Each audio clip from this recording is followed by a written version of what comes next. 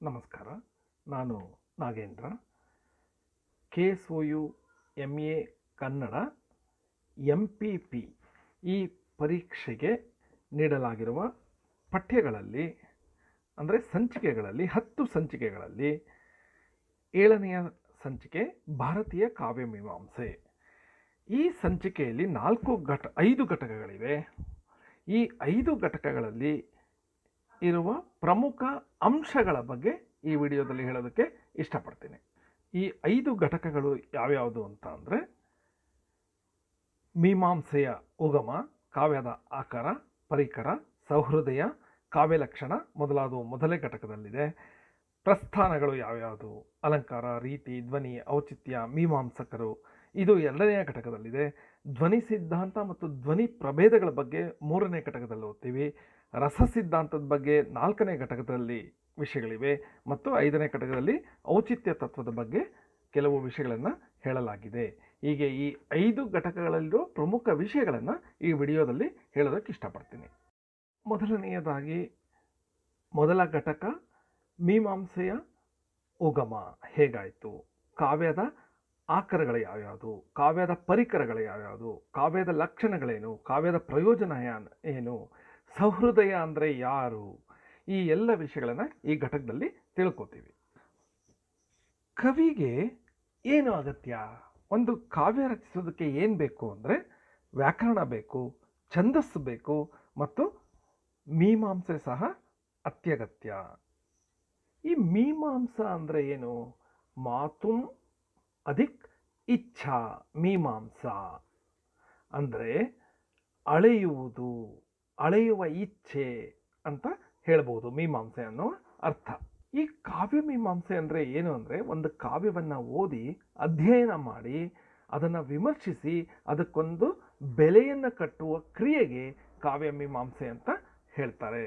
ಕಾವ್ಯ ಮೀಮಾಂಸೆ ಮಾಡಬೇಕಾದ್ರೆ ಕಾವ್ಯದಲ್ಲಿ ಅಲಂಕಾರ, ರೀತಿ, ಗುಣ, ಧ್ವನಿ, ರಸ, ಔಚಿತ್ಯಗಳು ಇವೆಯೇ ಎಂಬುದನ್ನು ಪರಿಶೀಲಿಸುವ ಕ್ರಿಯೆಗೆ ಕಾವ್ಯ ಮೀಮಾಂಸೆ ಅಂತ ಹೇಳಬಹುದು. ಒಟ್ಟಿನಲ್ಲಿ ಕಾವ್ಯ ಮೀಮಾಂಸೆಯಲ್ಲಿ ನಾವೇನೇನು ಮಾಡ್ತೀವಿ ಅಂದರೆ ಕವಿಯ ಬಗ್ಗೆ, ಸೌಹೃದಯನ ಬಗ್ಗೆ, ಕಾವ್ಯದ ಆಕರದ ಬಗ್ಗೆ, ಕಾವ್ಯದ ಪರಿಕರದ ಬಗ್ಗೆ, ಕಾವ್ಯದಿಂದಾಗುವ ಪ್ರಯೋಜನದ ಬಗ್ಗೆ ರೀತಿ ನಿರೂಪಣೆಯನ್ನು ಮೀಮಾಂಸಾ ಶಾಸ್ತ್ರದಲ್ಲಿ ಮಾಡಲಾಗುತ್ತೆ. ಇನ್ನು ಮೀಮಾಂಸೆಯು ಮೊದಲು ಹೇಗಿತ್ತು? ಮೊದಲು ಈ ಮೀಮಾಂಸೆ ನಡೆಸುವ ಕ್ರಿಯೆಗಳನ್ನು ನಡೆಸುತ್ತಿದ್ದ ಒಂದು ಕಾರ್ಯಕ್ಕೆ ಅಲಂಕಾರ ಶಾಸ್ತ್ರ ಅಂತ ಕರೀತಾ ಇದ್ರು. ವೇದಗಳ ಕಾಲದಲ್ಲಿ ಅಲಂಕಾರ ಇದರಿಂದ ಮಂತ್ರಗಳಿಗೆ ಅದ್ಭುತವಾದ ಶಕ್ತಿ ಬರ್ತಾ ಇತ್ತು ಅಂತ ನಂಬಲಾಗಿತ್ತು. ಈಗ ಕಾವ್ಯಕ್ಕೆ ಅಲಂಕಾರವು ಸೌಂದರ್ಯವನ್ನು ಕೊಡುತ್ತೆ ಅಂತ ಗೊತ್ತಾಗಿದೆ. ಕಾವ್ಯದ ಪ್ರಮುಖ ಆಕರ ಅಂದರೆ ಪ್ರತಿಭೆ. ಇದು ಕಾವ್ಯ ರಚನೆಗೆ ಅತಿ ಮುಖ್ಯ. ಏನಿದು ಪ್ರತಿಭೆ ಅಂದರೆ ಒಂದು ಗೂಢವಾದ ಶಕ್ತಿ. ಪ್ರತಿಭೆ ಅನ್ನೋದು ಕಾವ್ಯದ ಆಕರ, ಪ್ರತಿಭೆ ಅನ್ನೋದು ಕಾವ್ಯ ಜನನಿ, ಪ್ರತಿಭೆ ಅನ್ನೋದು ಕಾವ್ಯದ ಕಣ್ಣು, ಪ್ರತಿಭೆ ಅನ್ನೋದು ಕಾವ್ಯದ ಬೀಜ. ಹೀಗೆ ಕಾವ್ಯದ ಪ್ರಮುಖ ಆಕರ ಪ್ರತಿಭೆ. ಈ ಪ್ರತಿಭೆ ಅನ್ನೋದು ಕವಿಯ ವ್ಯಕ್ತಿತ್ವದ ಒಂದು ಭಾಗ ಆಗೋಗಿರುತ್ತೆ. ಪ್ರತಿಭೆ ಕವಿಯ ಅನನ್ಯವಾದ ಶಕ್ತಿ ಅಥವಾ ಚೈತನ್ಯ ಆಗಿರುತ್ತೆ.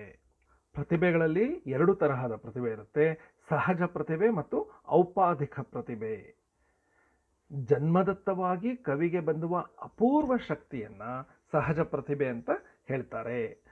ಕವಿ ಸ್ವಪ್ರಯತ್ನದಿಂದ, ಶ್ರಮದಿಂದ ರೂಢಿಸಿಕೊಂಡಿರುವ ಪ್ರತಿಭೆಗೆ ಔಪಾಧಿಕ ಪ್ರತಿಭೆ ಅಂತ ಹೇಳಲಾಗುತ್ತೆ. ಕಾವ್ಯದ ಆಕರ ಪ್ರತಿಭೆ ಆದರೆ ಪರಿಕರಗಳು ಯಾವ್ಯಾವುದು? ಪಾಂಡಿತ್ಯ, ಲೋಕಾನುಭವ, ಬಹುಸ್ತುತತ್ವ, ವ್ಯುತ್ಪತ್ತಿ ಅಂದರೆ ವಿದ್ವತ್ತು, ಭಾಷೆ, ವ್ಯಾಕರಣ, ಛಂದಸ್ಸು, ಮೀಮಾಂಸೆ ಇವೆಲ್ಲವೂ ಕಾವ್ಯದ ಪರಿಕರಗಳು. ಇನ್ನು ಪರೀಕ್ಷಾ ದೃಷ್ಟಿಯಿಂದ ಈ ಒಂದು ಅಂಶ ಬಹಳ ಮುಖ್ಯವಾದದ್ದು. ಸಹೃದಯ ಎಂದರೆ ಯಾರು? ಸಹೃದಯ ಅಂದರೆ ಕವಿಯೊಡನೆ ಸಮಾನ ಹೃದಯ ಉಳ್ಳವನು, ತಾನು ಓದುವ ಕೃತಿಯಲ್ಲಿ ತನ್ಮಯನಾಗುವವನು, ಒಳ್ಳೆಯ ಭಾವನೆಯಿಂದ ಕೂಡಿದವನು ಸಹೃದಯ ಅಂತ ಹೇಳಲಾಗುತ್ತೆ. ಇನ್ನು ಕಾವ್ಯ ಲಕ್ಷಣಗಳು ಯಾವ್ಯಾವುದು ಅಂದರೆ, ಕಾವ್ಯದಲ್ಲಿ ದೋಷ ಇರಬಾರದು, ಗುಣ ಇರಬೇಕು, ಅಲಂಕಾರ ಇರಬೇಕು, ರಸ ಇರಬೇಕು ಮತ್ತು ಕಾವ್ಯವು ಅಲೌಕಿಕವಾದ ಆನಂದವನ್ನು ನೀಡಬೇಕು. ಇವು ಕಾವ್ಯದ ಲಕ್ಷಣಗಳು. ಇನ್ನು ಸಂಹಿತೆಗಳ ಬಗ್ಗೆ ಹೇಳಬೇಕಾದ್ರೆ, ಕಾವ್ಯದಿಂದ ಓದುಗನಿಗೆ ಏನು ಸಿಗುತ್ತೆ? ಕಾವ್ಯದಲ್ಲಿ ರಸಾನುಭವ ನೀಡುವುದೇ ಕಾವ್ಯ ರಚನೆಯ ಪರಮ ಗುರಿ ಅಂತ ಒಪ್ಪಿದರೂ ಸಹ ಓದುಗರಿಗೆ ತಿಳುವಳಿಕೆ ಸಹ ಉಂಟಾಗುತ್ತೆ, ಹಲವು ವಿಷಯಗಳ ಬಗ್ಗೆ ತಿಳುವಳಿಕೆ ಉಂಟಾಗುತ್ತೆ. ಅದು ಹೇಗೆ ಬರುತ್ತೆ? ಅದು ಬರುವ ಮಾರ್ಗ ಯಾವುದು ಅಂದರೆ, 3 ಮಾರ್ಗಗಳನ್ನು ಹೇಳಲಾಗಿದೆ: ಪ್ರಭು ಸಂಹಿತ, ಮಿತ್ರ ಸಂಹಿತ, ಕಾಂತಾ ಸಂಹಿತ. ಪ್ರಭು ಸಂಹಿತ ಅಂದರೆ ಧಾರ್ಮಿಕ ಗ್ರಂಥಗಳು, ನಮ್ಮ ಸಂಪ್ರದಾಯಗಳು ಹೇಳುವ ವಿಷಯಗಳನ್ನು, ಇದನ್ನು ಮಾಡು, ಇದನ್ನು ಮಾಡಬೇಡ ಅಂತ ಹೇಳುವ ವಿಧಿಗಳು. ಇದು ಪ್ರಭು ಸಂಹಿತ. ಇದು ದಂಡ ಭಯವನ್ನು ತೋರಿಸುತ್ತೆ. ಅಂದರೆ ನಾವು ಈ ಥರ ಮಾಡಲಿಲ್ಲ ಅಂದರೆ ಪಾಪ ಬರುತ್ತೆ, ನರಕ ಬರುತ್ತೆ ಅಂತ ಹೇಳೋದು ಪ್ರಭು ಸಂಹಿತ.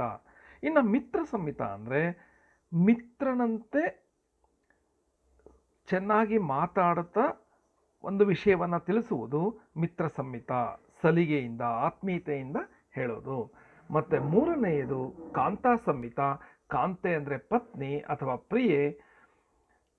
ಒಂದು ಮಡದಿ ಅಥವಾ ಕಾಂತೆ ಪ್ರಿಯೆ ಯಾವ ರೀತಿ ತನ್ನ ಪ್ರಿಯತಮನಿಗೆ ವಿಷಯವನ್ನು ಹೇಳ್ತಾಳೆ ಆ ತರಹ ಹೇಳೋದು ಕಾಂತಾ ಸಂಹಿತ. ಇನ್ನು ಕಾವ್ಯ ಪ್ರಯೋಜನ, ಇದ್ರ ಬಗ್ಗೆ ತಿಳ್ಕೊಳ್ಳೋಣ. ಕಾವ್ಯ ರಚನೆಯಿಂದ ಕವಿಗೂ ಪ್ರಯೋಜನ ಇದೆ, ಸಹೃದಯನಿಗೂ ಪ್ರಯೋಜನ ಇದೆ. ಇಬ್ಬರಿಗೂ ಕಾವ್ಯದ ಪ್ರಯೋಜನ. ಕಾವ್ಯ ರಚನೆಯಿಂದ ಕವಿಗೆ ಏನು ಸಿಗುತ್ತೆ ಅಂದರೆ, ಹಣ ಸಿಗುತ್ತೆ, ಕೀರ್ತಿ ಸಿಗುತ್ತೆ, ಅನಿಷ್ಟ ಪರಿಹಾರ ಆಗುತ್ತೆ, ಯಶಸ್ಸು ಸಿಗುತ್ತೆ,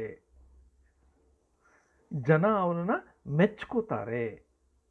ಈಗಿನ ಕಾಲದಲ್ಲಿ ರಾಜಾಶ್ರಯ ಸಿಗ್ತಾ ಇತ್ತು, ರಾಜರಿಂದ ಅವರಿಗೆ ಎಲ್ಲ ವಿಷಯಗಳು ಸಹ ಸಿಗ್ತಾ ಇತ್ತು. ಈಗಿನ ಕಾಲದಲ್ಲಿ ಬಿರುದುಗಳು ಸಿಗುತ್ತೆ. ನಾವೇನು ಅವಾರ್ಡ್ಸ್ ಅಂತೀವಲ್ವ, ಜ್ಞಾನಪೀಠ ಅವಾರ್ಡ್ ಪ್ರಶಸ್ತಿವರೆಗೂ ವಿವಿಧ ಪ್ರಶಸ್ತಿಗಳು ಸಿಗುತ್ತೆ. ಹಾಗೂ ವಿವಿಧ ಅಕಾಡೆಮಿಗಳ, ವಿಧಾನ ಪರಿಷತ್ತಿನ ಸದಸ್ಯತ್ವ ಮೊದಲಾದ ಈಗಿನ ಕಾಲದಲ್ಲಿ ಸಿಗುತ್ತೆ. ಇನ್ನು ಕಾವ್ಯ ಓದುವವರಿಗೆ ಏನು ಪ್ರಯೋಜನ, ಏನು ಲಾಭ ಅಂದರೆ, ಕಾವ್ಯವನ್ನು ಓದಿ ಅದನ್ನು ಆನಂದಿಸುವವರಿಗೆ ಸಹೃದಯರು ಅಂತ ಹೇಳ್ತಾರೆ. ಅವರಿಗೆ ಕಾವ್ಯದಿಂದ ಲೋಕಾನುಭವ ಸಿಗುತ್ತೆ, ವ್ಯವಹಾರ ಚಾತುರ್ಯ ಲಭಿಸುತ್ತೆ, ಕಾಂತಾ ಸಂಹಿತ ಮಾರ್ಗದಲ್ಲಿ ನೀತಿಯನ್ನು ಕಲಿತಾರೆ, ಲೋಕೋತ್ತರವಾದ ರಸಾನುಭವವನ್ನು ಪಡೆಯುತ್ತಾರೆ, ಒಳ್ಳೆಯ ಸಂಸ್ಕಾರ ಸಿಗುತ್ತೆ. ಹೀಗೆ ಒಂದು ಕಾವ್ಯದಿಂದ ಕವಿಗೂ ಪ್ರಯೋಜನ ಇದೆ, ಸಹೃದಯ ಓದುಗನಿಗೂ ಸಹ ಹಲವು ಪ್ರಯೋಜನಗಳಿವೆ. ಈಗ 2ನೆಯ ಘಟಕದಲ್ಲಿ ಕಾವ್ಯದ ಪ್ರಸ್ಥಾನಗಳ ಬಗ್ಗೆ ತಿಳ್ಕೊಳ್ಳೋಣ. ಯಾವ್ಯಾವುದು ಕಾವ್ಯದ ಪ್ರಸ್ಥಾನಗಳು? ಅಲಂಕಾರ, ರೀತಿ, ಧ್ವನಿ, ಔಚಿತ್ಯ. ನಂತರ ಕೆಲವು ಕಾವ್ಯ ಮೀಮಾಂಸಕರ ಬಗ್ಗೆ ಸಹ ಹಲವು ಅಂಶಗಳನ್ನು ತಿಳ್ಕೊಳ್ಳೋಣ. ಕಾವ್ಯ ಹೇಗಿರಬೇಕು ಅನ್ನೋದ್ರ ಬಗ್ಗೆ ಹಲವಾರು ಮೀಮಾಂಸಕರು ತಮ್ಮದೇ ಆದ ಸಿದ್ಧಾಂತಗಳನ್ನು ಮಂಡಿಸಿದ್ದಾರೆ. ಅದರಲ್ಲೂ ಭಾರತೀಯ ಕಾವ್ಯ ಮೀಮಾಂಸದ ಬಗ್ಗೆ.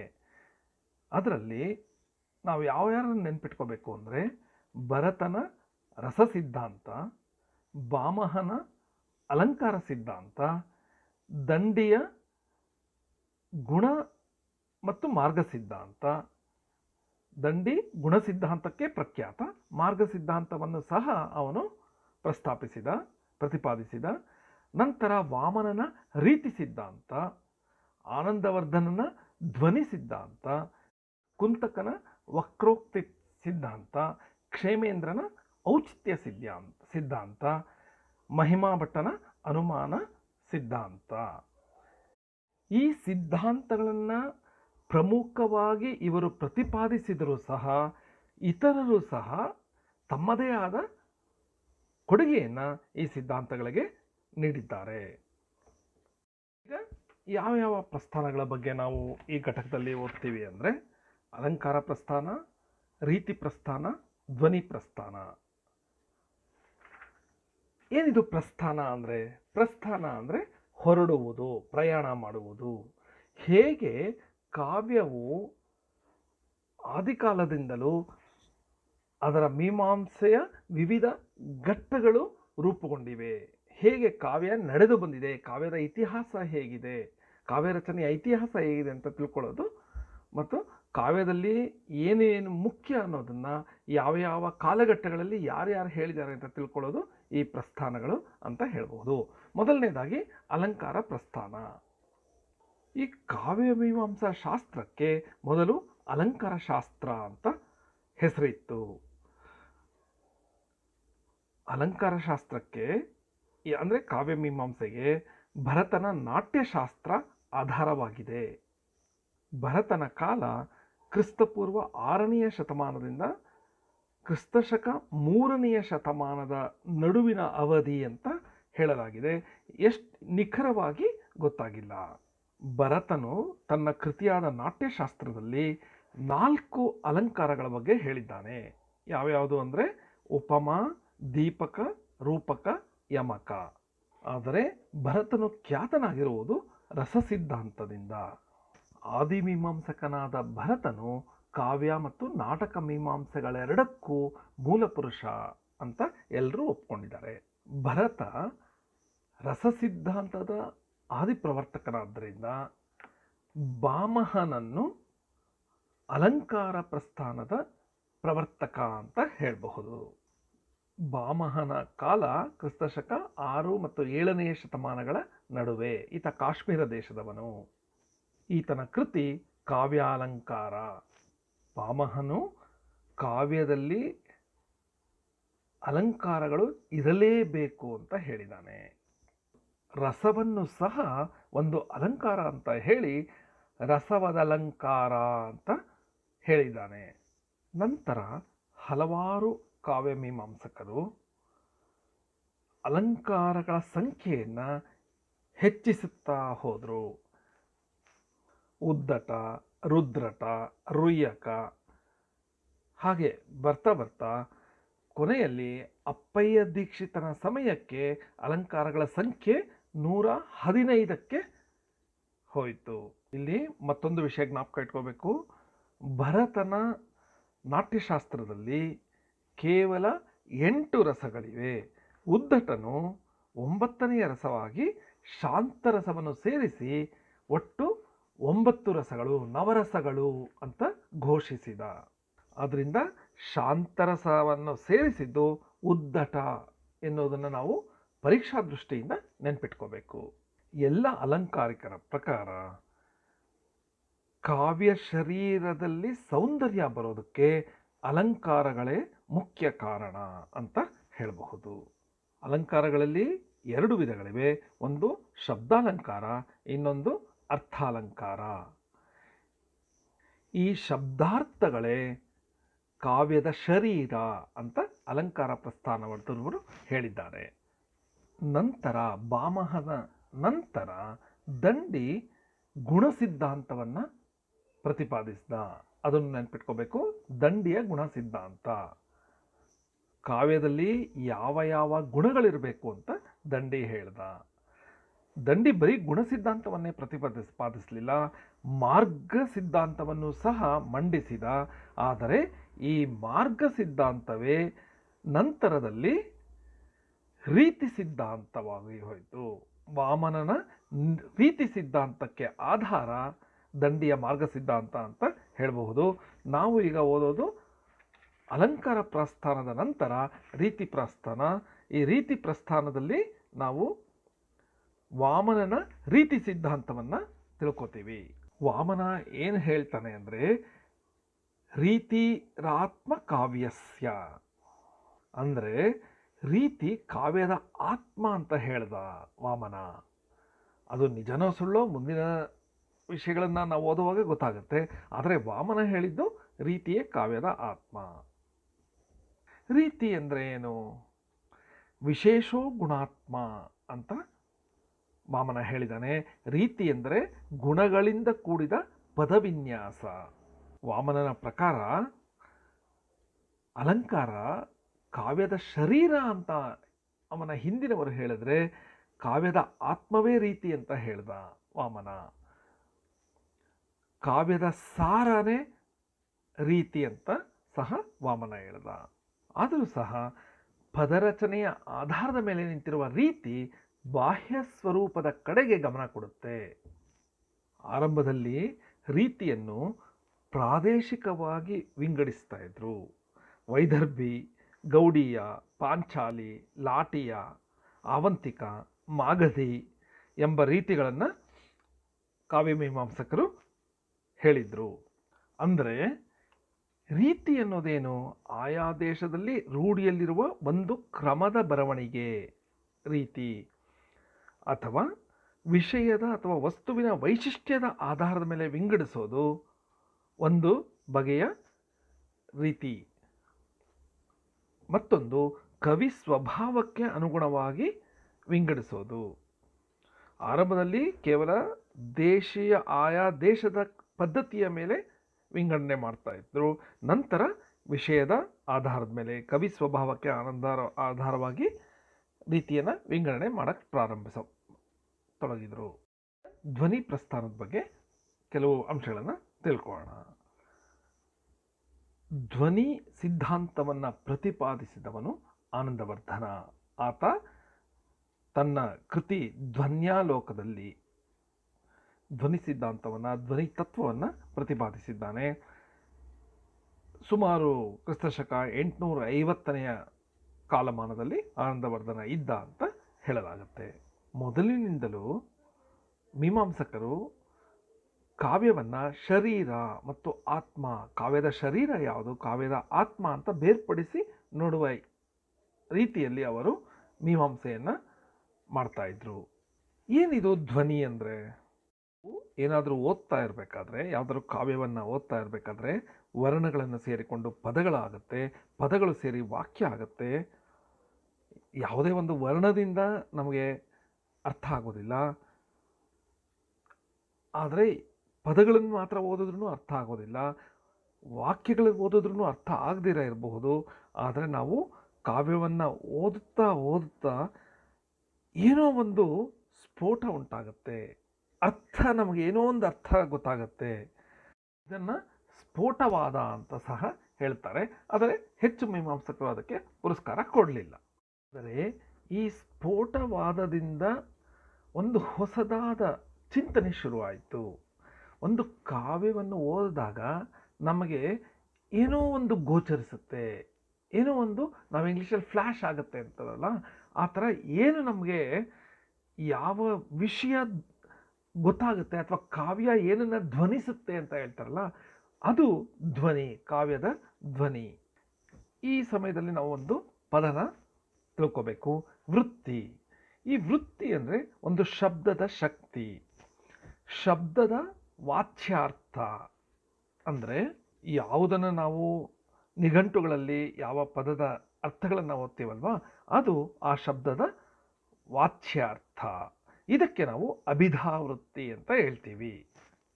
ಮತ್ತೆ ಕೆಲವು ಕಡೆ ಒಂದು ಶಬ್ದ ವಿಶೇಷವಾದ ಅರ್ಥವನ್ನು ಕೊಡುತ್ತೆ, ಅದನ್ನು ನಾವು ಲಕ್ಷ್ಯಾರ್ಥ ಅಂತ ಹೇಳ್ತೀವಿ. ಈ ವಿಶೇಷವಾದ ಅರ್ಥಕ್ಕೆ ಲಕ್ಷ್ಯಾರ್ಥ ಅಂತ ಹೇಳ್ತೀವಿ. ಇದನ್ನು ಲಕ್ಷಣ ವೃತ್ತಿ ಅಂತ ಹೇಳಲಾಗುತ್ತೆ. ಉದಾಹರಣೆಗೆ, ಅವನ ಬುದ್ಧಿ ಪಾದರಸದಂತಿದೆ ಅಂತ ಹೇಳಿದಾಗ ಅವನ ಬುದ್ಧಿ ಮರ್ಕ್ಯುರಿ ಥರ ಇದೆ ಅಂತ ಅಲ್ಲ, ತುಂಬ ಚುರುಕು ಅಂತ ಅರ್ಥ. ಸೊ ಇಲ್ಲಿ ಪಾದರಸ ಅನ್ನೋದು ಚುರುಕು ಅನ್ನೋ ಒಂದು ವಿಶೇಷವಾದ ಅರ್ಥವನ್ನು ಕೊಡುತ್ತೆ. ಇದು ಲಕ್ಷ್ಯಾರ್ಥ. ಮತ್ತೊಂದು ಅರ್ಥ ಇದೆ, ವ್ಯಂಗ್ಯಾರ್ಥ. ಉದಾಹರಣೆಗೆ, ನನ್ನ ಹೊಟ್ಟೆ ಮೇಲೆ ಹೊಡಿಬೇಡಿ ಅಂದರೆ ಕೋಲ್ ತಗೊಂಡು ನಾನು ಹೊಟ್ಟೆಗೆ ಹೊಡಿಬೇಡಿ ಅಂತ ಅಲ್ಲ, ನಾನು ಸಂಪಾದಿಸುವ ಒಂದು ಕ್ರಿಯೆಗೆ ಅಡ್ಡ ಬರಬೇಡಿ ಅಂತ ಅರ್ಥ. ಇದು ವ್ಯಂಗ್ಯ ಅರ್ಥ. ಇದಕ್ಕೆ ವ್ಯಂಜನಾವೃತ್ತಿ ಅಂತ ಹೇಳಲಾಗುತ್ತೆ. ಈಗ ನಾವು ಒಂದು ಶಬ್ದದಲ್ಲಿ ಯಾವ ಯಾವ ಬಗೆಯ ಅರ್ಥಗಳು ಇರುತ್ತೆ ಅಂತ ತಿಳ್ಕೊಂಡ್ವಿ. ನೇರವಾದ ಅರ್ಥ, ವಾಚ್ಯಾರ್ಥ, ಮತ್ತೊಂದು ವಿಶೇಷವಾದ ಅರ್ಥ ಲಕ್ಷ್ಯಾರ್ಥ, ಸಂಪೂರ್ಣ ವಿಭಿನ್ನವಾದ ಅರ್ಥ ವ್ಯಂಗ್ಯಾರ್ಥ. ಇದು ವ್ಯಂಜನಾವೃತ್ತಿ. ಈ 3 ಅರ್ಥಗಳನ್ನು ನಾವು ಒಂದು ಶಬ್ದಕ್ಕಿರುತ್ತೆ ಅನ್ನೋದನ್ನು ತಿಳ್ಕೋಬಹುದು. ಈ ಧ್ವನಿ ಪ್ರಸ್ಥಾನದಲ್ಲಿ ವಾಚ್ಯಾರ್ಥ ಮುಖ್ಯ ಅಲ್ಲ. ಏಕೆಂದರೆ ಒಂದು ಕವಿಯ ಪದಗಳಲ್ಲಿ ನಮಗೆ ಬೇರೆಯದೇ ಅರ್ಥವನ್ನು ಕಾಣಿಸೋದು, ಆ ಬೇರೆಯದೇ ಅರ್ಥ ನೀಡುತ್ತಲ್ವ, ಅದು ಕಾವ್ಯದ ಧ್ವನಿ ಅಂತ ಹೇಳಲಾಗುತ್ತೆ. ಹಾಗಾಗಿ ಧ್ವನಿ ಪಂಥದವರು ಧ್ವನಿಯೇ ಕಾವ್ಯದ ಆತ್ಮ ಅಂತ ಹೇಳಿದ್ದಾರೆ. ಇನ್ನು ಕಾವ್ಯ ಮೀಮಾಂಸೆಯ ಮತ್ತೊಂದು ಸಿದ್ಧಾಂತವಾದ ಔಚಿತ್ಯ ವಿಚಾರ ಅಥವಾ ಔಚಿತ್ಯ ಸಿದ್ಧಾಂತ ಏನು ಅಂತ ನೋಡೋಣ. ಈ ಔಚಿತ್ಯ ಸಿದ್ಧಾಂತದ ಪ್ರತಿಪಾದಕ ಕ್ಷೇಮೇಂದ್ರ. ಈ ಔಚಿತ್ಯ ಸಿದ್ಧಾಂತ ಏನು ಹೇಳುತ್ತೆ ಅಂದರೆ, ಕಾವ್ಯದ ಆತ್ಮ ಹಾಗೂ ಶರೀರಗಳು ಸೂಕ್ತವಾಗಿ ಹೊಂದಾಣಿಕೆಯಾಗಿರಬೇಕು. ಪದಗಳು, ವಾಕ್ಯಗಳು, ಅರ್ಥ, ಗುಣ, ಅಲಂಕಾರ, ರಸ ಇವುಗಳೆಲ್ಲವೂ ಹೊಂದಾಣಿಕೆಯಾಗಿರುವುದೇ ಔಚಿತ್ಯ ಅಂತ ಕ್ಷೇಮೇಂದ್ರ ಹೇಳಿದ್ದಾನೆ. ಕ್ಷೇಮೇಂದ್ರನ ಕೃತಿ ಔಚಿತ್ಯ ವಿಚಾರ ಚರ್ಚಾ. ಈ ಕೃತಿಯಲ್ಲಿ ಅವನು ಏನೇನು ಉಚಿತವಾಗಿ ಬರಬೇಕು ಅನ್ನೋದನ್ನು ಹೇಳಿದ್ದಾನೆ. ಕಾವ್ಯದ ಎಲ್ಲವೂ ಉಚಿತವಾಗಿ ಬಂದರೆ ಔಚಿತ್ಯ ಇದೆ ಅಂತ ಹೇಳಲಾಗುತ್ತೆ. ಪದವಿನ್ಯಾಸ, ಉಕ್ತಿ ಚಮತ್ಕಾರ, ಅಲಂಕಾರಗಳು, ಕತೆ, ಪಾತ್ರ ಎಲ್ಲವೂ ರಸಕ್ಕೆ ತಕ್ಕಂತೆ ಇರಬೇಕು. ಕಾವ್ಯದ ಆತ್ಮ ಮತ್ತು ಶರೀರ ಹೊಂದಾಣಿಕೆಯಾಗಿರೋದೇ ಔಚಿತ್ಯ ಅಂತ ಕ್ಷೇಮೇಂದ್ರ ಹೇಳಿದ್ದಾನೆ. ಎಲ್ಲವುದರಲ್ಲೂ ಔಚಿತ್ಯ ಇರಬೇಕು, ಎಲ್ಲವೂ ಉಚಿತವಾಗಿ ಬರುವುದು ಔಚಿತ್ಯ ಅಂತ ಕ್ಷೇಮೇಂದ್ರನ ಅಭಿಪ್ರಾಯ. ಆಗ ಕಾವ್ಯಕ್ಕೆ ಬೆಲೆ ಬರುತ್ತೆ ಎಂದಿದ್ದಾನೆ.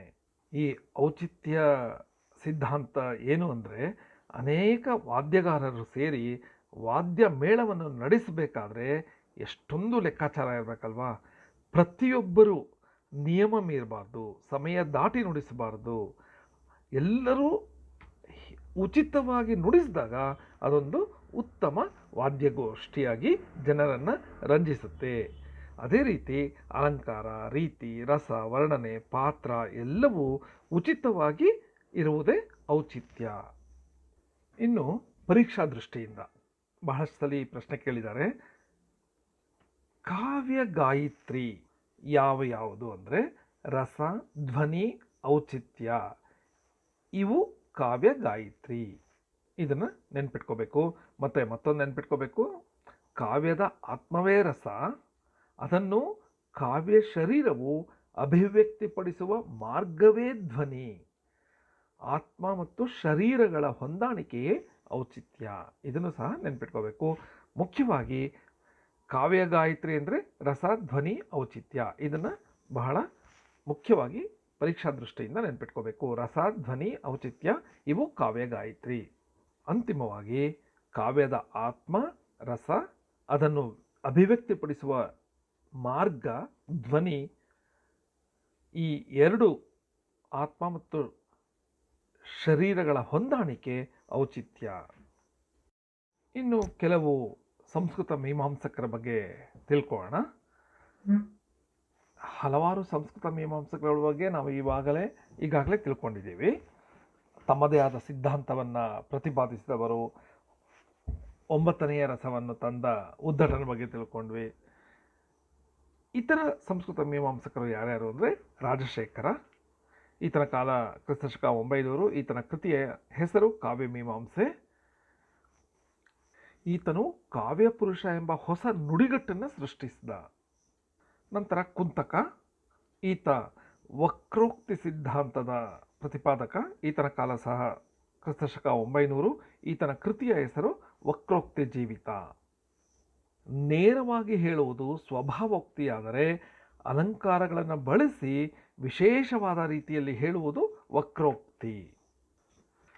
ಕುಂತಕ ಕವಿ ಪ್ರತಿಭೆಯನ್ನು ಕುರಿತು ಸಹ ವ್ಯಾಖ್ಯಾನವನ್ನು ಮಾಡಿದ್ದಾನೆ. ಇನ್ನು ಅಭಿನವ ಗುಪ್ತ, ಇವನು ಸಹ ರಸಧ್ವನಿ ಕಾವ್ಯದ ಸಾರಸರ್ವ ಅಂತ ಘೋಷಿಸಿದ. ಈತ 550 ಸುಮಾರಿನಲ್ಲಿ ಇದ್ದವನು. ಅಭಿನವ ಭಾರತಿ ಈತನ ಪ್ರಸಿದ್ಧ ಗ್ರಂಥ. ಧ್ವನ್ಯಾಲೋಕಾಲೋಚನ ಎನ್ನುವುದು ಈತನ ಇನ್ನೊಂದು ಕೃತಿ. ಭರತನ ರಸಸೂತ್ರಕ್ಕೆ ಅಭಿನವ ಗುಪ್ತ ಅದ್ಭುತವಾದ ವಿವರಣೆಯನ್ನು ಕೊಟ್ಟಿದ್ದಾನೆ. ಇನ್ನು ಜಗನ್ನಾಥ, ಈತ 16ನೇ ಶತಮಾನದಲ್ಲಿದ್ದ. ಈತನ ಲಕ್ಷಣ ಗ್ರಂಥದ ಹೆಸರು ರಸಗಂಗಾಧರ.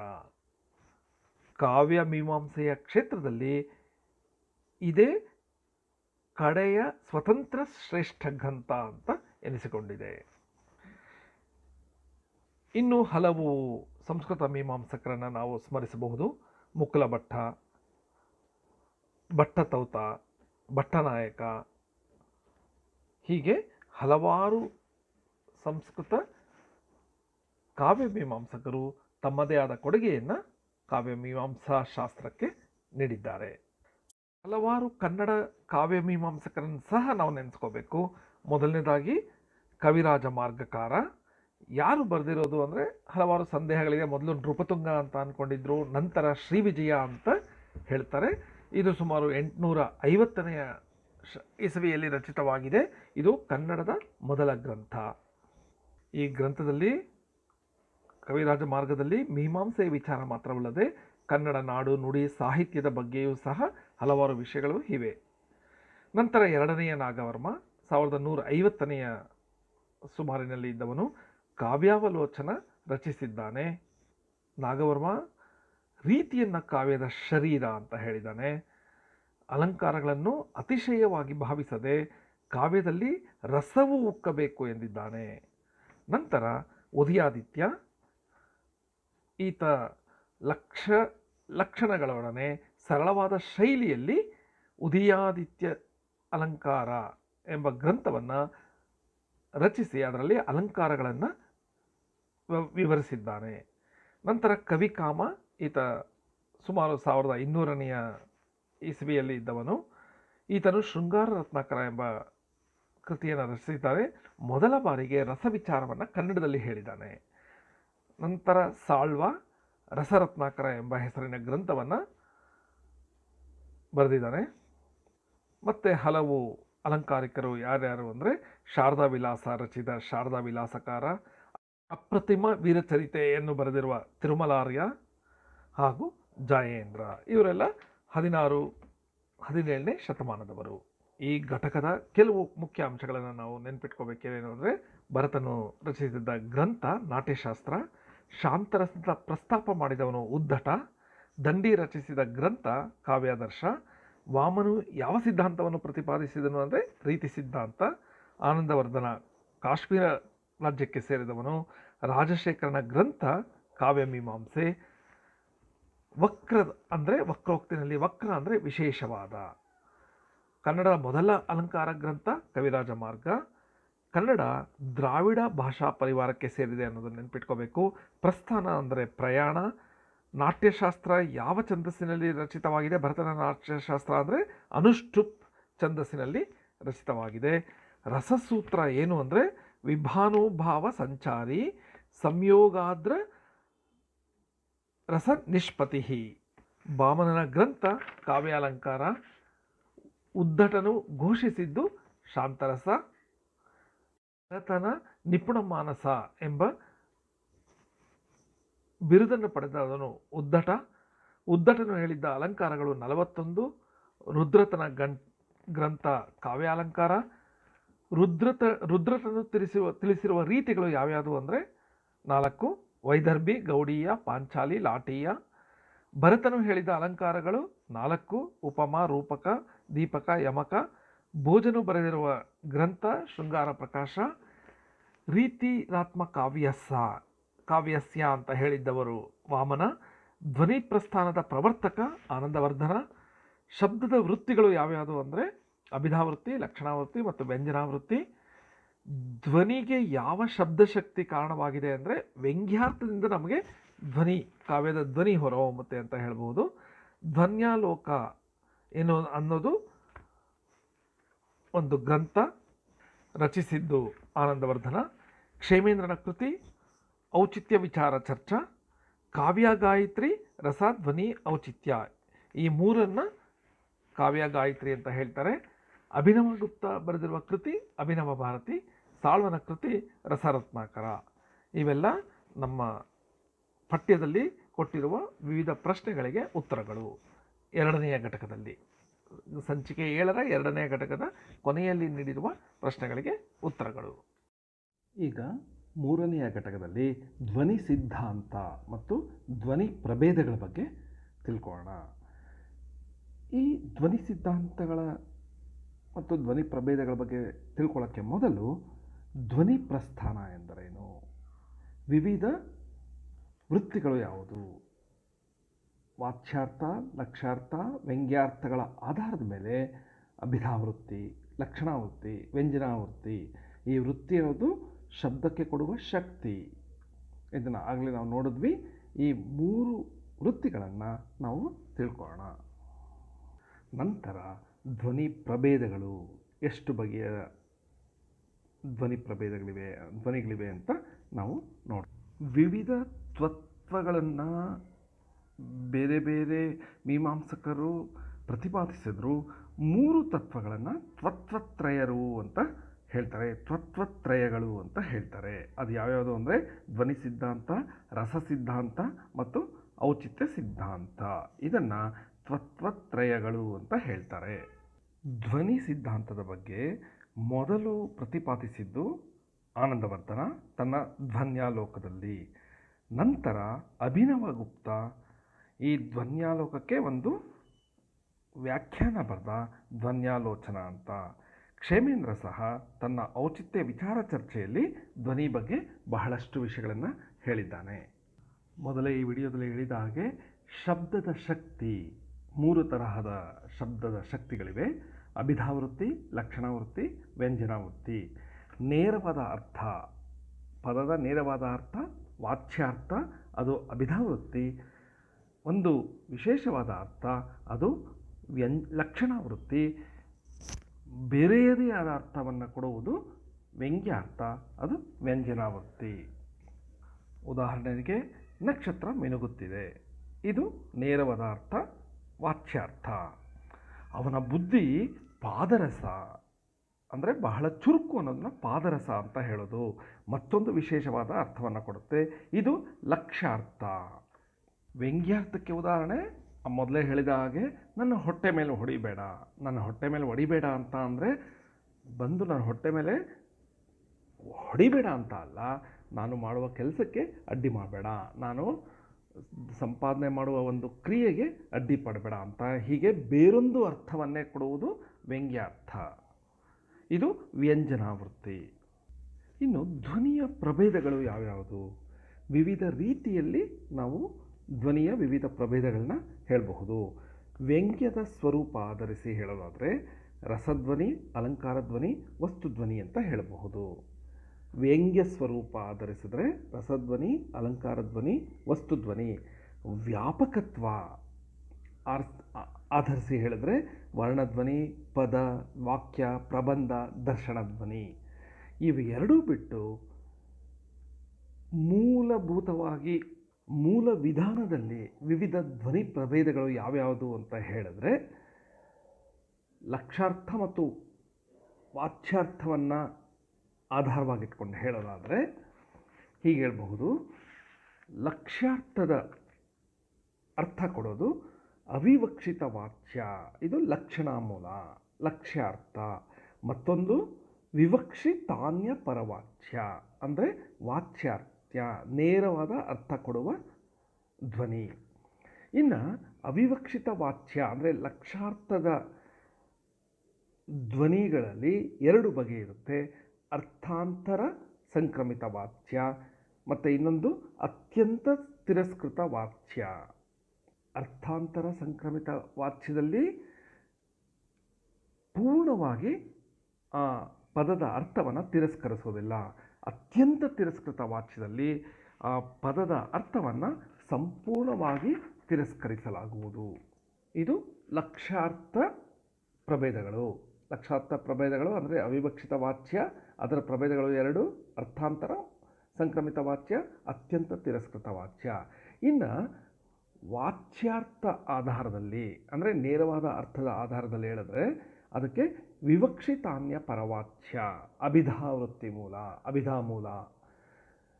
ಇದರಲ್ಲಿ 2 ಬಗೆ ಇದೆ, ಅಸಂಲಕ್ಷ್ಯ ಕ್ರಮ, ಇನ್ನೊಂದು ಅನುಕರಣ ಸಂಲಕ್ಷ್ಯ ಕ್ರಮ.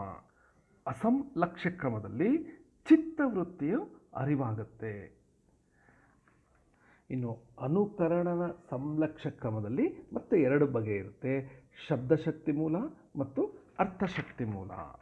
ಈ ಸಂಲಕ್ಷ್ಯ ಕ್ರಮ ಅಥವಾ ಅನುರಣನ ಧ್ವನಿ ಹೇಗೆ ಅಂದರೆ, 1 ಗಂಟೆ ಬಾರಿಸಿದ ಮೇಲೆ ಅದರ ನಾದ ಅನುರಣವಾಗುವಂತೆ ಬರ್ತಾನೆ ಇರುತ್ತಲ್ವ, ಅದರ ಅರ್ಥ ಆ ಥರ ಆಗುತ್ತೆ, ಗೋಚರ ಆಗುತ್ತೆ ನಂತರ.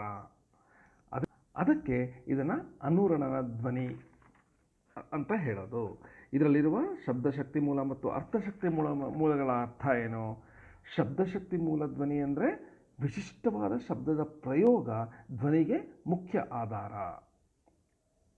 ಶಬ್ದದ ಪ್ರಯೋಗ ಇಲ್ಲಿ ಬಹಳ ಮುಖ್ಯ. ಇನ್ನು ಅರ್ಥಶಕ್ತಿ ಮೂಲದಲ್ಲಿ ಅರ್ಥ ಬಹಳ ಮುಖ್ಯವಾದದ್ದು. ಹೀಗೆ ಮೂಲ ಆಧಾರಿತ ಧ್ವನಿ ಪ್ರಭೇದಗಳು 2 ಬಗೆ, ಅವಿವಕ್ಷಿತ ವಾಚ್ಯ, ವಿವಕ್ಷಿತಾನ್ಯ ಪರವಾಚ್ಯ. ಅವಿವಕ್ಷಿತ ವಾಚ್ಯದಲ್ಲಿ ಮತ್ತೆ 2 ಬಗೆ, ಅರ್ಥಾಂತರ ಸಂಕ್ರಮಿತ ವಾಚ್ಯ, ಅತ್ಯಂತ ತಿರಸ್ಕೃತ ವಾಚ್ಯ. ವಿವಕ್ಷಿತಾನ್ಯ ಪರವಾಚ್ಯದಲ್ಲಿ ಮತ್ತೆ 2 ಬಗೆ, ಅಸಂಲಕ್ಷಣ ಕ್ರಮ, ಅನುರಣನ ಸಂಲಕ್ಷ್ಯ ಕ್ರಮ. ಅನುರಣನ ಸಂಲಕ್ಷಣ ಕ್ರಮದಲ್ಲಿ ಶಬ್ದಶಕ್ತಿ ಮೂಲ ಮತ್ತು ಅರ್ಥಶಕ್ತಿ ಮೂಲ ಎಂಬ ಮತ್ತೆ 2 ಪ್ರಭೇದಗಳು ಇವೆ. ಇನ್ನು ಕೆಲವು ಮುಖ್ಯವಾದ ಅಂಶಗಳು ಯಾವ್ಯಾವುದು ಅಂದರೆ, ವ್ಯಂಜಿಕ ಅಂದ್ರೇನು? ವ್ಯಂಜಕ ಅಂದರೆ ಕಾವ್ಯದಲ್ಲಿ ಧ್ವನಿಯನ್ನು ಸೂಚಿಸುವ ಪದ, ಅದಕ್ಕೆ ವ್ಯಂಜಕ ಅಂತ ಹೇಳ್ತಾರೆ. ಲಕ್ಷಣಾವೃತ್ತಿ ಅಂದ್ರೇನು? ಒಂದು ಪದಕ್ಕೆ ಸನ್ನಿವೇಶಕ್ಕೆ ಹೊಂದಿಕೆಯಾಗುವಂತೆ ಬೇರೊಂದು ಅರ್ಥ ನೀಡಲಾಗುವುದಕ್ಕೆ ಲಕ್ಷಣಾವೃತ್ತಿ ಅಂತ ಹೇಳ್ತಾರೆ. ಪರೀಕ್ಷಾ ದೃಷ್ಟಿಯಿಂದ ಇವುಗಳನ್ನು ನಾವು ನೆನಪಿಟ್ಕೋಬೇಕು.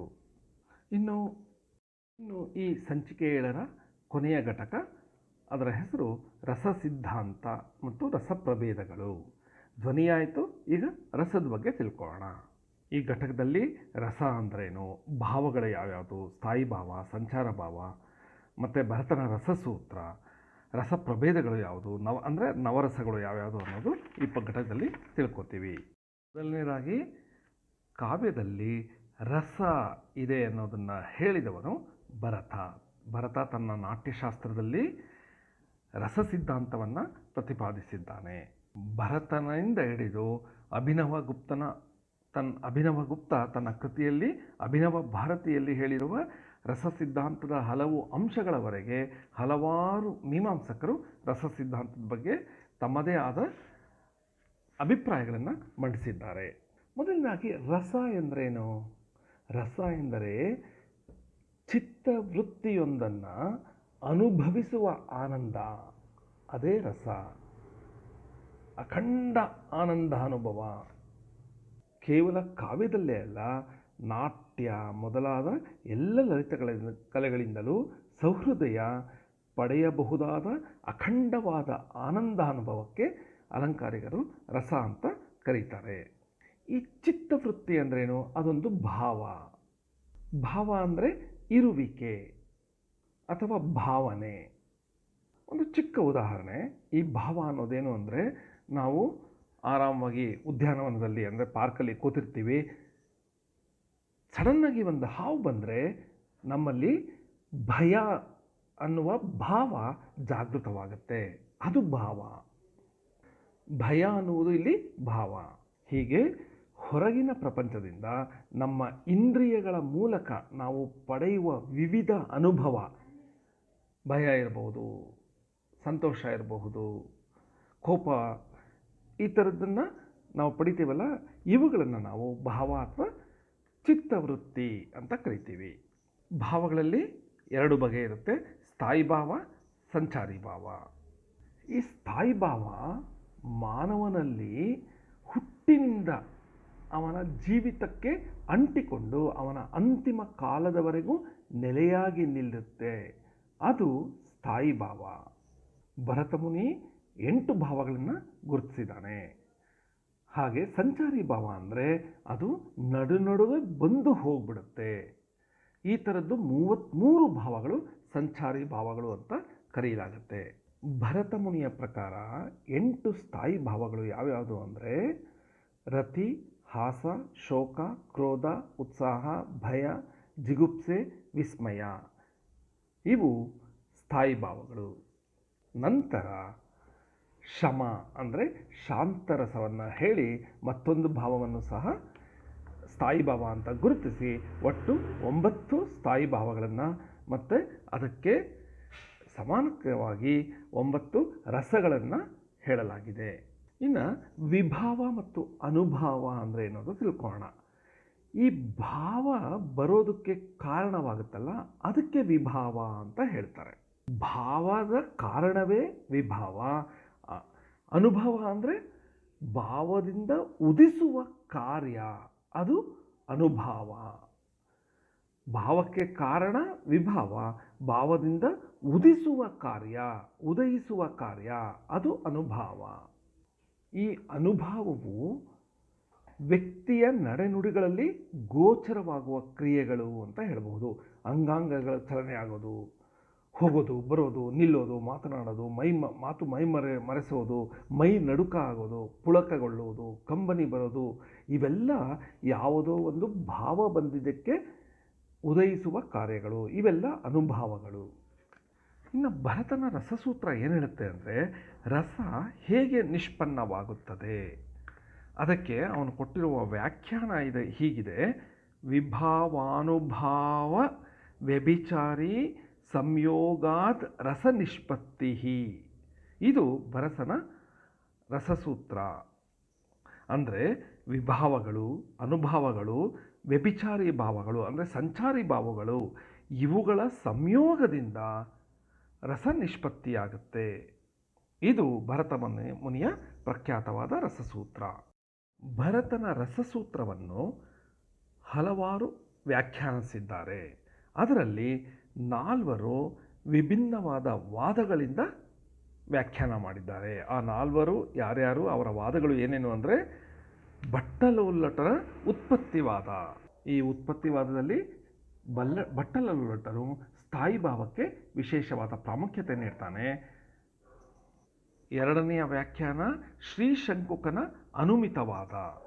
ಈ ಅನುಮಿತವಾದದಲ್ಲಿ ಶ್ರೀಶಂಕುಕ ಏನು ಹೇಳ್ತಾನೆ ಅಂದರೆ ಒಂದು ನಾಟಕದಲ್ಲಿ ಮೂಲ ಕಥಾಪುರುಷರ ಸ್ಥಾಯಿ ಭಾವವನ್ನು ಅನುಕರಣ ಮಾಡುವ ನಟರಲ್ಲಿ ಆ ಸ್ಥಾಯಿ ಭಾವ ಇರುತ್ತೆ ಅಂತ ಸಾಮಾಜಿಕರು ಊಹಿಸ್ತಾರೆ.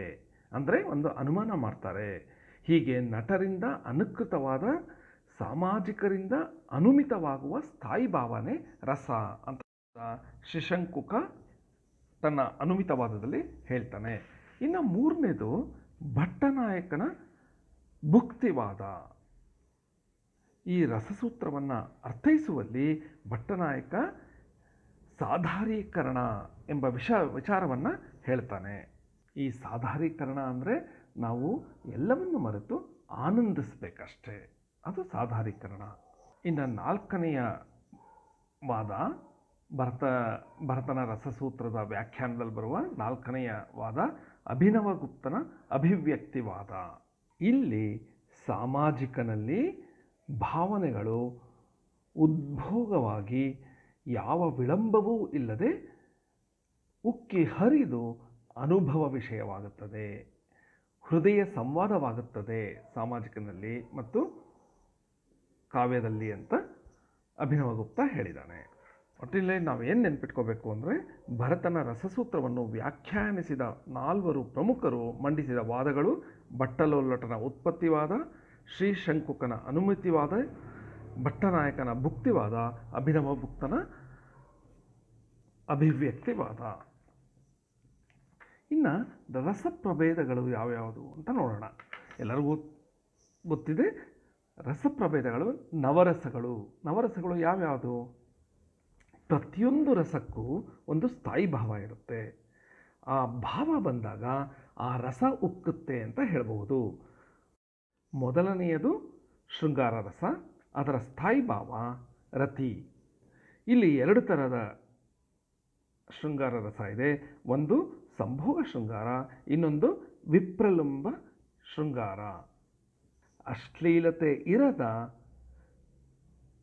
ಸಂಭೋಗ ಶೃಂಗಾರವನ್ನು ನಾವು ನೋಡಬೇಕು. ಪ್ರಿಯರ ಪರಸ್ಪರ ದರ್ಶನ, ಸಲ್ಲಾಪ ಮೊದಲಾದ ವರ್ಣನೆ ಇರುತ್ತೆ. ವಿಪ್ರಲಂಬ ಶೃಂಗಾರ ಅಂದರೆ ಪ್ರಿಯರ ಅಗಲಿಕೆಯ ವರ್ಣನೆ ಇರೋದು ವಿಪ್ರಲಂಗ ಶೃಂಗಾರ. ಈ ಶೃಂಗಾರ ರಸದಲ್ಲಿ ಎರಡು ಸಂಭೋಗ ಶೃಂಗಾರ, ಮತ್ತೊಂದು ವಿಪ್ರಲಂಬ ಶೃಂಗಾರ. ಎರಡನೆಯ ರಸ ಹಾಸ್ಯರಸ. ಇದಕ್ಕೆ ಸ್ಥಾಯಿ ಭಾವ ಹಾಸ್ಯ. ಇದರಲ್ಲಿ ಮತ್ತೆ ವಿಭಿನ್ನ ಬಗೆಯ ಹಾಸ್ಯಗಳಿರುತ್ತೆ. ಮೃದು ಹಾಸ್ಯ, ಕಟು ಹಾಸ್ಯ, ಕುತ್ಸಿತ ಹಾಸ್ಯ. ಅಭಿನವಗುಪ್ತ ಅನೌಚಿತ್ಯವೇ ಹಾಸ್ಯರಸದ ಮೂಲ ಅಂತ ಸಹ ಹೇಳಿದ್ದಾನೆ. ಇನ್ನು ಮೂರನೆಯ ರಸ ಕರುಣರಸ. ಇದರ ಸ್ಥಾಯಿ ಭಾವ ಶೋಕ.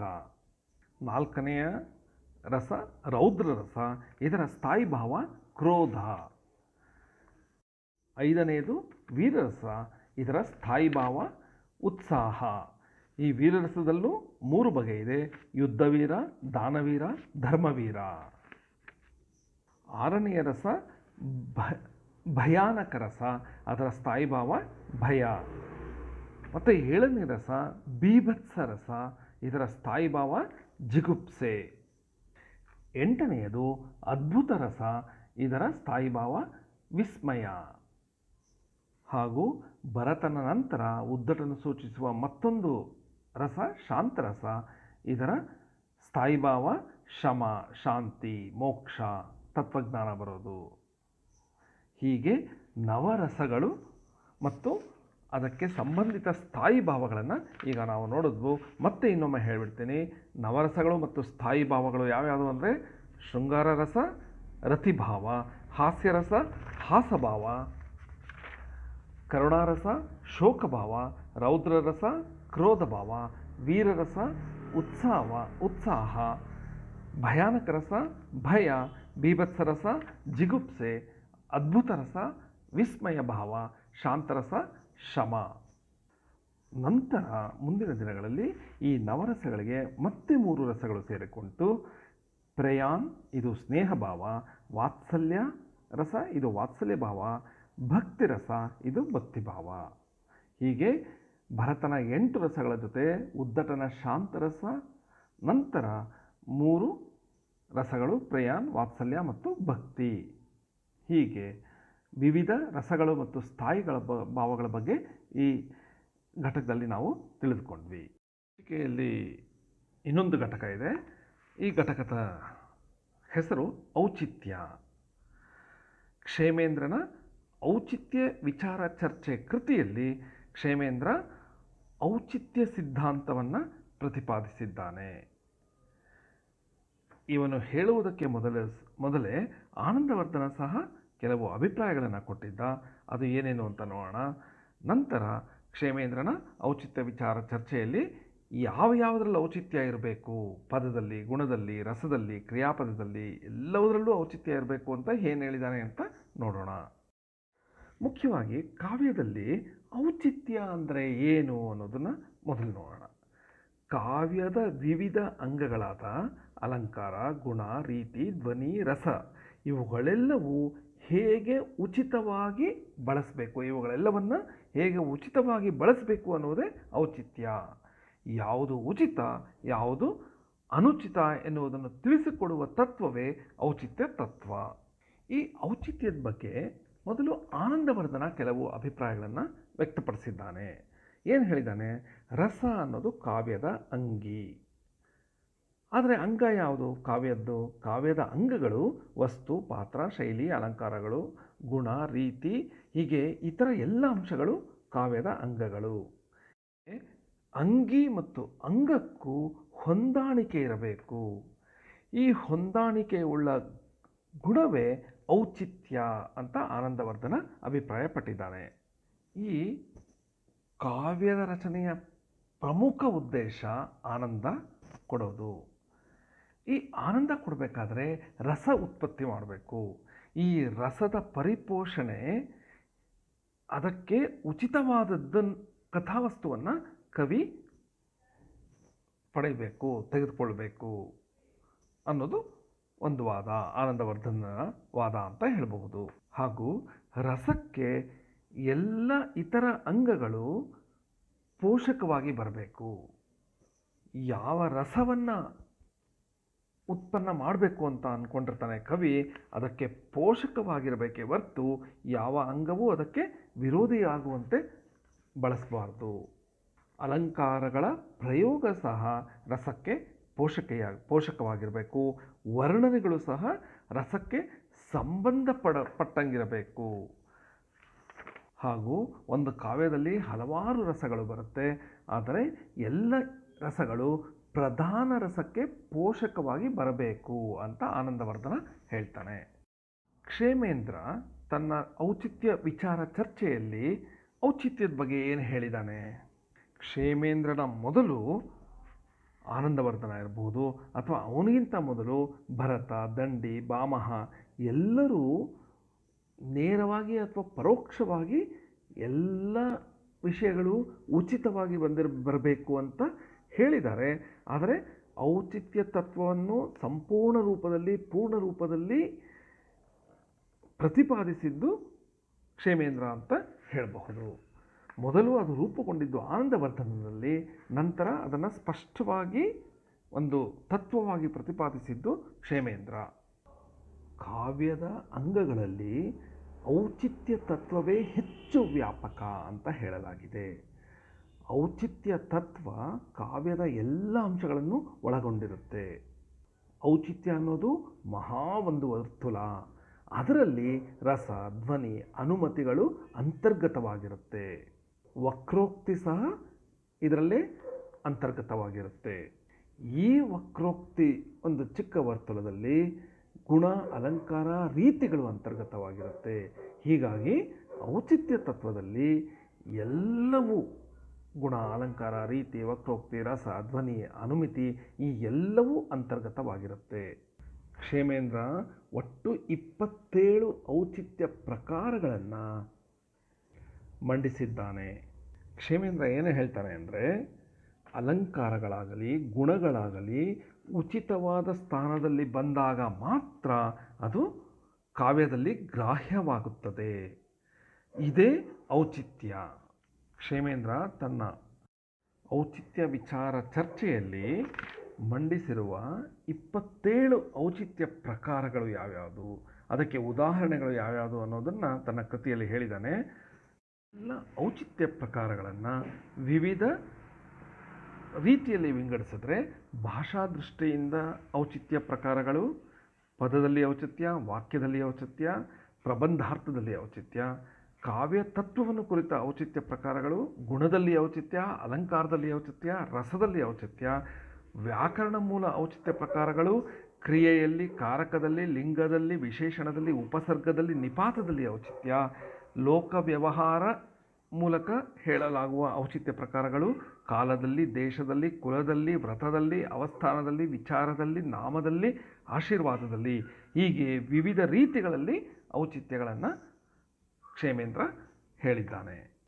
ಪದದಲ್ಲಿ ಔಚಿತ್ಯ ಅಂದರೆ ಎಲ್ಲಿ ಯಾವ ಪದವನ್ನು ಉಪಯೋಗಿಸಬೇಕು ಅನ್ನೋದೇ ಪದೌಚಿತ್ಯ. ಹೀಗೆ ಯಾವ ಗುಣವನ್ನು ಎಲ್ಲಿ ತೋರಿಸ್ಬೇಕು ಅನ್ನೋದು ಗುಣದಲ್ಲಿ ಔಚಿತ್ಯ. ಯಾವ ಅಲಂಕಾರವನ್ನು ಎಲ್ಲಿ ಬಳಸಬೇಕು ಅನ್ನೋದು ಅಲಂಕಾರದಲ್ಲಿ ಔಚಿತ್ಯ. ಯಾವ ರಸವನ್ನು ಯಾವಾಗ ಎಲ್ಲಿ ಯಾವ ರಸಗಳನ್ನು ಮಿಶ್ರಣ ಮಾಡಬೇಕು ಅನ್ನೋದು ರಸದಲ್ಲಿ ಔಚಿತ್ಯ. ಹಾಗೆ ಕ್ರಿಯಾಪದದಲ್ಲಿ ಔಚಿತ್ಯ, ಪ್ರತಿಭೆಯಲ್ಲಿ ಔಚಿತ್ಯ, ಎಲ್ಲವೂ ಉಚಿತವಾಗಿ ಬರುವುದೇ ಔಚಿತ್ಯ ಅನ್ನೋದನ್ನು ಕ್ಷೇಮೇಂದ್ರ ತನ್ನ ಔಚಿತ್ಯ ಸಿದ್ಧಾಂತದಲ್ಲಿ ಪ್ರತಿಪಾದಿಸಿದ್ದಾನೆ. ಏನು ನೆನ್ಪಿಟ್ಕೋಬೇಕು ಪರೀಕ್ಷಾ ದೃಷ್ಟಿಯಿಂದ ಅಂದರೆ, ಕ್ಷೇಮೇಂದ್ರನ ಕೃತಿ ಯಾವುದು? ಔಚಿತ್ಯ ವಿಚಾರ ಚರ್ಚೆ. ಕ್ಷೇಮೇಂದ್ರನ ಔಚಿತ್ಯದಲ್ಲಿ ಎಷ್ಟು ಪ್ರಕಾರಗಳನ್ನು ತಿಳಿಸಿದ್ದಾನೆ? 27. ಈ 2 ಅಂಶಗಳನ್ನು ನೆನ್ಪಿಟ್ಕೊಳ್ಳೋದು ಬಹಳ ಮುಖ್ಯ. ಹೀಗೆ ಈ ವಿಡಿಯೋದಲ್ಲಿ ನಾವು KSOU MA ಕನ್ನಡ MPP ಇದರಲ್ಲಿರುವ 7ನೇ ಸಂಚಿಕೆಯ ಭಾರತೀಯ ಕಾವ್ಯಮೀಮಾಂಸೆ ಇದರಲ್ಲಿ ಬರುವ 5 ಘಟಕಗಳು ಈ ಎಲ್ಲ ಘಟಕಗಳಲ್ಲಿ ಮೀಮಾಂಸೆಯ ಉಗಮ ಹೇಗಾಯಿತು, ಕಾವ್ಯದ ಆಕರ, ಪರಿಕರ, ಸೌಹೃದಯ ಅಂದ್ರೇನು, ಕಾವ್ಯ ಲಕ್ಷಣಗಳು ಯಾವ್ಯಾವುದು, ಪ್ರಸ್ಥಾನಗಳು ಯಾವ್ಯಾವುದು, ಧ್ವನಿ ಸಿದ್ಧಾಂತ, ಧ್ವನಿ ಪ್ರಭೇದಗಳು, ರಸ ಸಿದ್ಧಾಂತ, ರಸ ಪ್ರಭೇದಗಳು, ಔಚಿತ್ಯ ತತ್ವ, ಇವೆಲ್ಲವನ್ನು ಈ ವಿಡಿಯೋದಲ್ಲಿ ನಾವು ತಿಳ್ಕೊಂಡಿದ್ದೀವಿ. ನಮಸ್ಕಾರ.